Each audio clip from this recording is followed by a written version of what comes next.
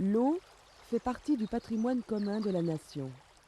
Sa protection, sa mise en œuvre et le développement de la ressource utilisable dans le respect des équilibres naturels sont d'intérêt général. L'usage de l'eau appartient à tous, dans le cadre des lois et règlements, ainsi que des droits antérieurement établis.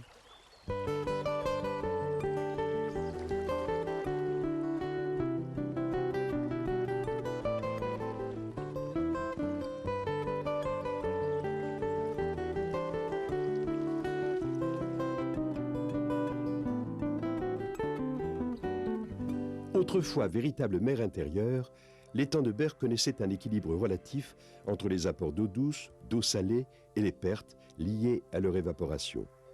Avec en 1966 l'ouverture du canal des eaux duranciennes, cet équilibre est rompu. Les rejets d'eau douce, très chargés en limon, pouvant varier de 0 à 250 mètres cubes secondes en quelques minutes. Le bassin versant de l'étang de Berre passe de 1700 km² à 15 000 km². L'état de santé de l'étang dépend aussi de la qualité des rivières et canaux qui s'y rejettent.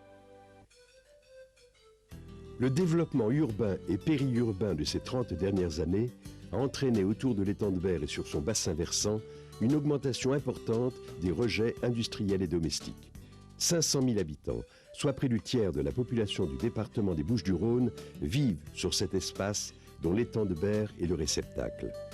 Toute activité humaine a des répercussions en aval. Conscients de cette interactivité entre l'amont et l'aval, les communes se rassemblent au sein de syndicats de bassin, la Touloubre, l'Arc et la Cadière, mais aussi au sein de syndicats intercommunaux de l'étang de Berre, le CICEB et le Cibojaï, créés pour sauvegarder la mer intérieure de Berre.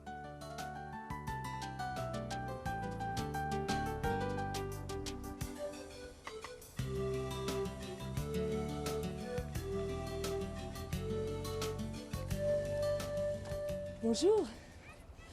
Comme beaucoup d'habitants de la région, j'aime courir ou me promener au bord des rivières. C'est l'occasion de redécouvrir une nature pleine de diversité.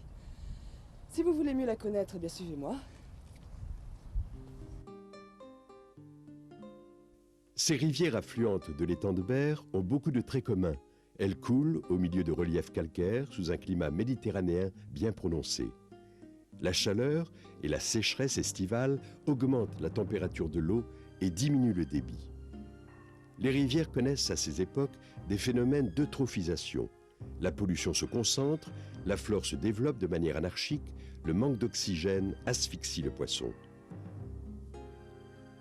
Les crues brutales d'automne ou d'hiver succèdent à ces longues périodes de sécheresse. Le sol, fortement desséché, n'absorbe plus l'eau qui ruisselle pour former de véritables torrents. Les répercussions sont graves, voire dramatiques, lorsque des activités et de l'habitat se sont développées au niveau de zones inondables. En 1978, 1993, 1994, tout le bassin a été touché.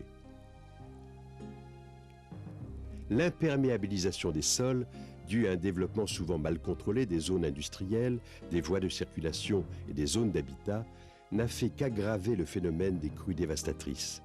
De plus, l'étang de Berre reçoit de façon chronique, après chaque épisode pluvieux, une quantité d'éléments indésirables. Ces pollutions ont un effet néfaste sur tout l'écosystème aquatique. La croissance urbaine entraîne des pollutions industrielles et domestiques qu'il faut traiter au niveau des stations d'épuration. Malgré de nombreux efforts, l'impact des rejets sur le milieu naturel est fort en période de sécheresse. La pollution domestique reste la première responsable de la mauvaise qualité de ces cours d'eau. Il y a, à l'heure actuelle, une incohérence entre la gestion de l'eau et les composantes de l'aménagement, l'urbanisme et l'environnement. Alors que l'eau, en Provence, a toujours dessiné un territoire solidaire.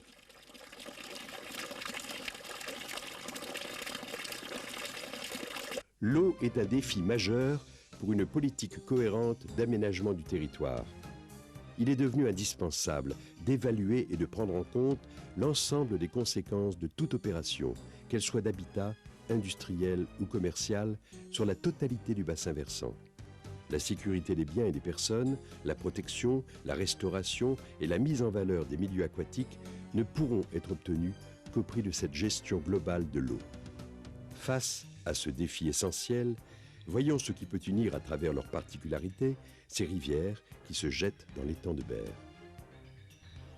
Ces rivières, vous savez, elles ont tout un charme particulier, enfin pour ceux qui veulent les découvrir. Prenez l'Arc par exemple.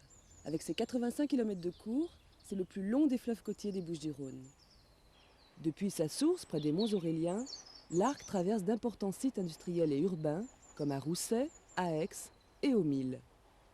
Une agriculture intensive se développe toujours sur son bassin. Certains sites, sur ses affluents, ont un grand intérêt écologique, comme le ruisseau du Grand Torrent, le refuge de l'écrevisse, à Pied-Blanc. La Touloubre naît vers Venelle sur un plateau argilo-calcaire. Son parcours pittoresque dessert des sites comme le château de la Barbin, la ville de Grance, le pont Flavien et la Petite Camargue. Près de son embouchure, une espèce de poisson rare s'y réfugie, les blénies fluviatiles. La Cadière naît d'une belle résurgence aux sources de l'Infernais. Cette belle rivière, à ses débuts où la truite fario prospère, souffre beaucoup de sa traversée des zones industrielles de Vitrolles et de Marignane. Et maintenant, un petit rappel historique sur ces rivières.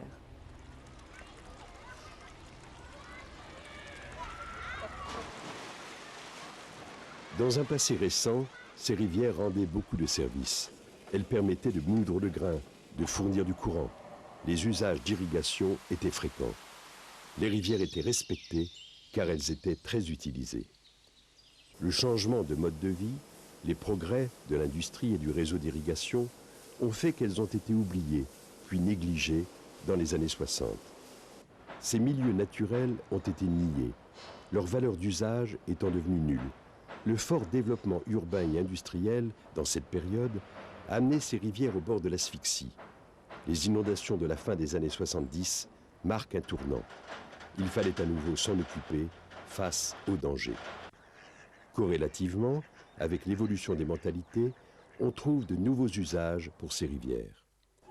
Avec l'aménagement de parcours de promenade, comme au Val de l'Arc, à Aix, à Grance et à Rousset, ces sites accueillent de plus en plus de public, avec des actions de nettoyage faites par des jeunes ou des bénévoles, comme ce jour de mars.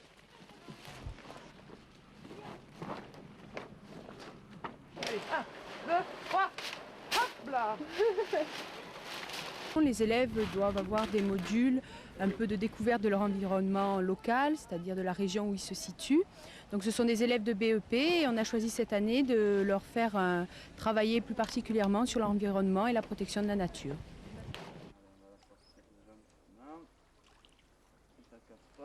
Et voilà.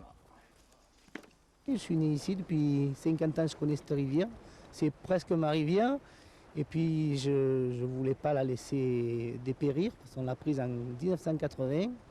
Et en 1980, on a eu d'énormes pollutions par la montée de l'urbanisme d'une part, la montée de l'industrie et tout, et une prise en compte de l'environnement qui n'était pas encore bien perçue par tout le monde.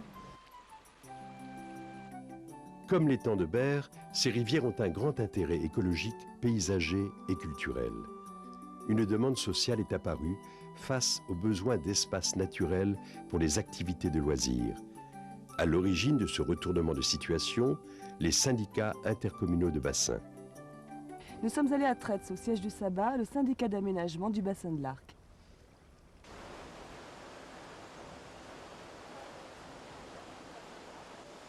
L'histoire du syndicat, c'est un peu l'histoire de l'Arc. Dans les années 70, il y a eu énormément d'inondations. Et donc, les élus ont essayé de trouver des moyens de réponse et des réponses à ce problème d'inondation. Et donc, il y a eu une première association intercommunale, un syndicat intercommunal d'études, qui a fait une étude donc, et qui a défini les objectifs à atteindre sur l'Arc. Et ensuite, en 1982, un syndicat intercommunal d'aménagement du bassin de l'Arc, donc le SABA, a été créé. Mais à partir du moment où nous avons commencé à travailler sur les rivières, et sur ces problèmes de crues, on a aussi découvert que la rivière était un espace naturel, un milieu vivant, qu'il y avait d'autres aspects que l'hydraulique, qu'il y avait la qualité des eaux, qu'il y avait énormément d'usages possibles, existants, ou ayant existé, ou à développer. Elle est Travaux qui sont assez importants en protection de berges. Donc en fonction de l'enjeu, on utilise différentes techniques. On essaye d'utiliser le plus possible des techniques de végétalisation. D'autre part, on peut avoir des interventions beaucoup plus légères et au travers notamment de l'entretien.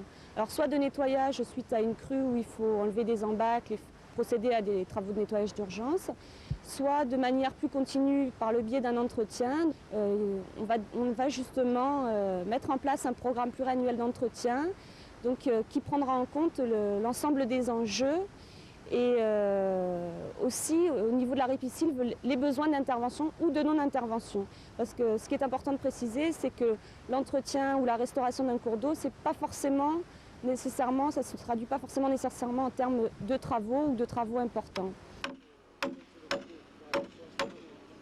Alors l'avenir, c'est que tous ceux qui sont dans ce bassin versant, que ce soit le simple citoyen, que ce soit les industriels, que ce soit les élus, que ce soit les associations, il faut que tout le monde continue à prendre conscience que l'avenir ne sera que ce que nous en ferons. C'est-à-dire qu'il faut que tous les jours, il y ait un effort de chacun pour que cette rivière soit toujours plus propre. À Vitrolles coule la Cadière. Là aussi, un syndicat de bassin s'est formé. Son président nous explique pourquoi il a été créé. Depuis maintenant une trentaine d'années, il y a une volonté politique d'aménagement du ruisseau, de recalibrage, d'aménagement technique du ruisseau pour permettre à l'eau de s'évacuer. Et puis maintenant, depuis un an ou deux, systématiquement le syndicat porte plainte pour les problèmes de pollution contre les pollueurs. Et quand ils sont trouvés, bien évidemment, on va jusqu'au bout et on demande des réparations.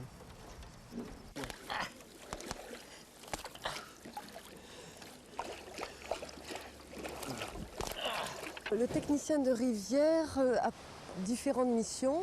Il est chargé de la mise en œuvre et du suivi de la politique décidée par le syndicat intercommunal de la Cadière en matière de lutte contre la pollution et contre les inondations. Il doit coordonner les actions sur l'ensemble du bassin versant, assurer la concertation des différents interlocuteurs. Il doit être bien sûr à l'écoute de tous les riverains usagers et il doit développer en plus des axes de communication, d'information et de sensibilisation. Tout ça dans l'optique d'une meilleure connaissance du bassin versant et d'une valorisation du milieu naturel. On doit avoir une vision globale avec un souci du détail.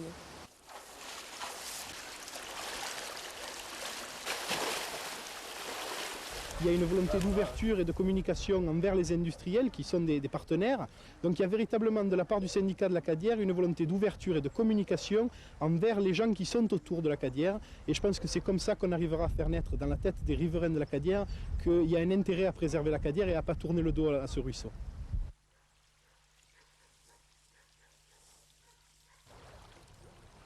À Grance, près de Salon-de-Provence, la vie coule au rythme de la Touloubre. Un tout jeune syndicat de bassin vient de se créer.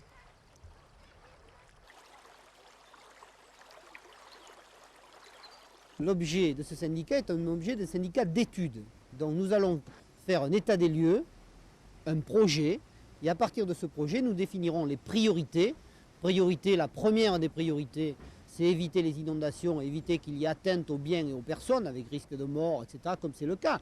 Dans le plan d'aléa au risque du préfet, Grance, Pélissane sont des communes qui risquent des incidents graves. Donc, le premier élément, c'est évidemment des premiers travaux que nous allons faire après l'étude, c'est éviter ces risques.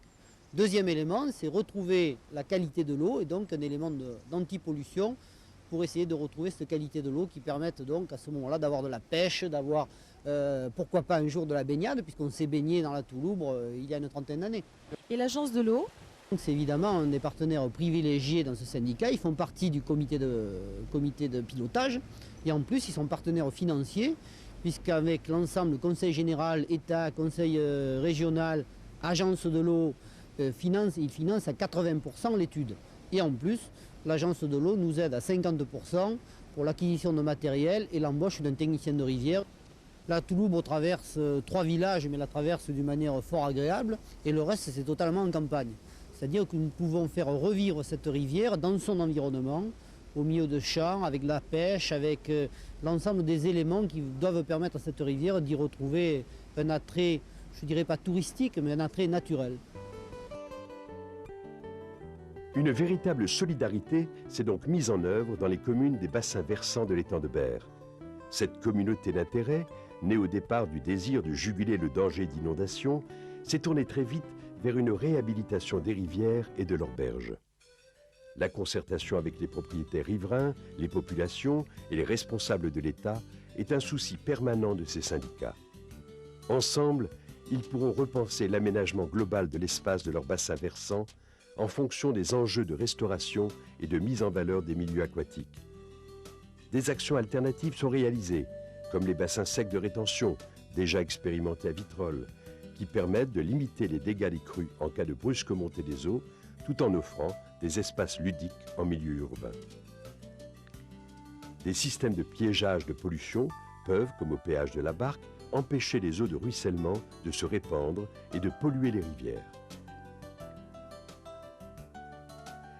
La mise à niveau de l'ensemble des stations d'épuration, en conformité avec les directives européennes, a démarré. À Aix, par exemple, des travaux d'amélioration de la filière sont en cours. Des services de l'État, comme la mission eau de la Direction départementale de l'agriculture et de la forêt, la DDE, les services maritimes, la DRIR, la DIREN et la DAS, interviennent de façon continue pour impulser des actions avec les syndicats de bassin. Ces actions sont soutenues activement et aidées financièrement par l'Agence de l'eau, le Conseil régional et le département. Pour l'étang de Berre, un plan de reconquête sur 10 ans est en cours. Initié en 1993, il vise à réhabiliter l'étang. Une mission d'observation permanente a été créée. Autour des communes riveraines, les énergies se concentrent pour que l'étang puisse retrouver son caractère marin. Cela suppose également une nécessaire solidarité entre les populations riveraines de l'étang et celles de son bassin versant naturel. Une concertation doit donc s'engager entre les élus des syndicats de l'étang de Berre, le CICEB et le CIBOJAI, les élus des syndicats de bassin et les autres partenaires. C'est dans une telle perspective d'ensemble que l'étang de Berre et ses rivières retrouveront un équilibre durable.